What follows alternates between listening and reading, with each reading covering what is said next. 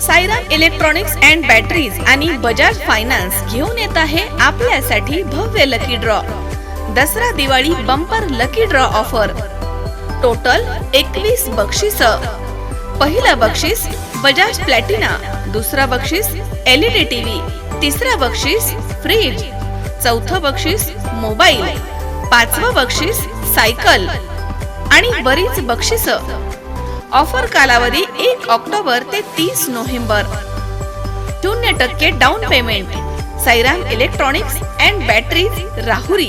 चैतन्य दूध आपल्या परिवारासाठी पिशवी बंद शुद्ध दूध, गाईचं शुद्ध गावरान तूप, श्रीखंड, आम्रखंड, पनीर, मँगो, व्हॅनिला, शाही लस्सी, दही आणि अनेक दर्जेदार उत्पादने, तसेच चैतन्य ॲक्वाची पाणी बॉटल. तुम्हाला सांगतो का, ज्या लोकांनी वाळूचा रॉयल्टी भरली त्याच्याच रॉयल्टी आपण भरलेली वाळू वापरण्याचं काम केलं. तुमच्या बांगल्याला आज मी छाती ठोकपणे सांगतो का, तुमच्या बांगल्याला कोकारची वाळी परिषदेला धमकी देऊन तुम्ही घर बांगला बांधायचं काम तुम्ही करता, आरोप आमचोर करता. खरे गुंड कोण येतं हे तुम्हाला सांगतो का, अण्णासाहेब भास्कर समाजाचं काम करतो. एकेकून तुम्ही सांगता का आमचा कुटुंब लई सुसंस्कृत आहे. आता हे संस्कृत आहे का नाही, कालच्या अण्णा भास्करच्या क्लिपवरून तुम्हाला हे लक्षामध्ये आलंय का, कोण त्या ठिकाणी गुंडगिरी करताय, कोण दादागिरी करताय, हे प्रत्यक्षात तुम्हाला पाहायला मिळण्याचं काम मला असं वाटतं होतं. परंतु आरोप मात्र आपण करण्याचं काम होत आहे. आज आपण पाहतो ज्येष्ठ नेते प्रसादजी तनपुरे साहेब एवढं मोठं वय झालं, त्या माणसाने त्याला धमकी द्यावा, दमदाटी द्यावा आणि तुमच्याकडे परत पाहून घेतो ही भाषा वापरायची, कोणी त्यांनी वापरायची आणि बदनामी मात्र आपल्याला करण्याचं काम करायचं. आज आपण पाहतो नगरपालिका तुमच्या हातामध्ये सत्ता आहे. आज इतक्या वर्षापासून तुमच्या ताब्यात सत्ता तुम्ही भोगता. काय नगरपालिकेचं केलं, आमच्या सत्तेच्या देवळालीची नगरपालिका त्यांच्या ताब्यात आहे. तिथं जाऊन जरा विकास पहा. तिथं आपण मागासवर्गीयासाठी केंद्र सरकारची आपण पाहिलं घरकुल योजना मोठ्या प्रमाणामध्ये राबवली आणि आमच्या मागासवर्गीय समाजाला घरकुल देण्याचा निर्णय करण्याचं त्यांनी काम केलं. आज पिण्याच्या पाण्याची अवस्था काय, ड्रेनेजचं काम कोण करतंय, ज्याचं कमिशन कोणी घेतलंय, इथं आम्ही ज्यावेळेस तुम्हाला सांगतो शनीच्या डोक्यावर हात ठेवून आपल्याला सांगण्याचं मी काम करतोय. यांनी भागीदारी केली तुम्हाला सांगतो कमिशन खाण्याचं काम त्यांनी केलं. नाही म्हणले तर त्यांनी सुद्धा तुम्हाला सांगतो का शनीच्या डोक्यावर हात ठेवा, नाही तर मी तरी हात ठेवण्याचं काम करण्याचं काम करतोय. म्हणजे तुम्ही बुडवले, कोणाचा कडब्याचे पैसे बुडवले तर आम्ही सगळे 100 तुम्हाला सांगतो की दूधवाले जायचो आणि त्याला आमच्याच भाषेत सांगायचो आणि त्याचे पैसे परत आपण घेण्याचं काम करत होतो. दुधा घालता तुम्हाला सांगतो का संघटना निर्माण करण्याचं आम्ही काम केलं. संघटनेच्या माध्यमातून गावांनी एक विचार केला का, आता जर हा शिवाय एवढा दूधवाला जर कदाचित चांगले लोकांचे काम करीत असतील तर मी नगर शहरामध्ये दुधाच्या रोटी वाटत असताना गावांनी मिटिंग घेतली, बैठक घेतली, मला तिथं बिनविरोध सरपंच करण्याचं काम झालं. आता मी बिनविरोध सरपंच झाल्यानंतर माझ्यावर मोठी जबाबदारी येऊन पडली.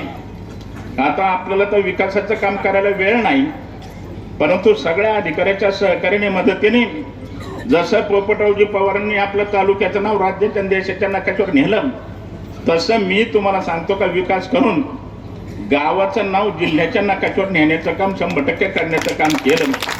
आणि मग ते काम केल्यानंतर लोकांनी पाहिलं, जर विधानसभेचे कडवे साहेब आमदार जर झाले तर अजून विकासाचं मोठ्या प्रमाणामध्ये चालना आणि गती मिळण्याचं काम होणार आहे. अक्षयने जसं सांगितलं ही गोष्ट बरोबर आहे, कारण की आपण पाहतो मला 4 मुली होत्या, एक मुलगा नंतर आमदार झाल्यानंतर झाला आणि मी कधी तुम्हाला सांगतो का कुटुंबाकडे कधी लक्ष दिलं नाही, कधी ध्यान दिलं नाही. संध्याकाळी उशीर झाल्यानंतर बायकोतून आमचं रोज भांडण व्हायचं.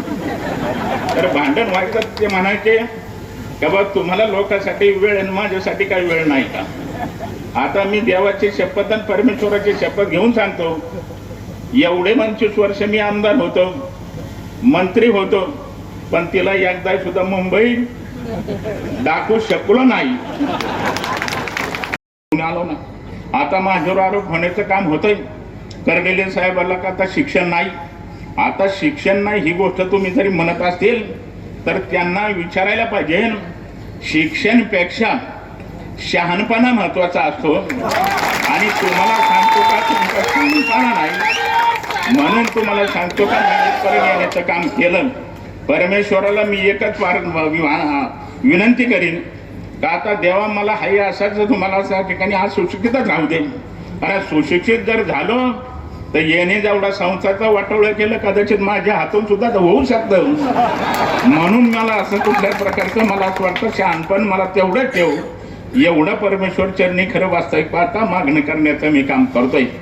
24 पर्यंत जनतेने एक दिवस असं वाटलं नाही का मी विधानसभेचा आमदार नाही म्हणून कसं जाणून देण्याचं काम कधी केलं नाही. कुठे जरी कदाचित मी आता सकाळची माझा जनता दरबार आपण पाहतो गेली 25-30 वर्षापासून भरतोय. जनता दरबारमध्ये तुम्हाला सांगतो का माझ्याकडे जर काम घेऊन कोणी व्यक्ती जर आला तर त्याला मी गावाचं नाव विचारित नाही. त्याला कोणतं काम आणलंय, कोणत्या तुमचा प्रश्न आणलाय, कोणत्या जातीचा, कोणत्या धर्माचा, कोणत्या पक्षाचा आहे कधी चौकशी करीत नाही. आलेल्या माणसाचं फक्त काम ऐकून घ्यायचं आणि तलाठेपासून तर ग्रामसेवक पासून तर कलेक्टर पर्यंत तुम्हाला मंत्र्यापर्यंत फोन लावायचा आणि त्याला न्याय देण्याची भूमिका मला असं वाटतं घेण्याचं काम मी करत आलोय. अधिकृत त्यांनी मंजुरी केली परंतु तिने काय कुठल्या प्रकारची गोष्ट मला असं वाटतं करण्याचं काम झालं नाही. कुठलीही गोष्ट केली नाही. आणि आज आपण पाहतो का ब्राह्मणीची पाण्याची योजना आम्ही आणली, मंजूर झाली, टेंडर झालं, काम सुरू करायचं. ती काय योजना सरकार आल्यानंतर सत्ता आल्यानंतर ती योजना सुद्धा रद्द करायचं काम केलं. विचारलं का रद्द केली, म्हणले अजून आम्हाला 2 गावे ऍड करायचे.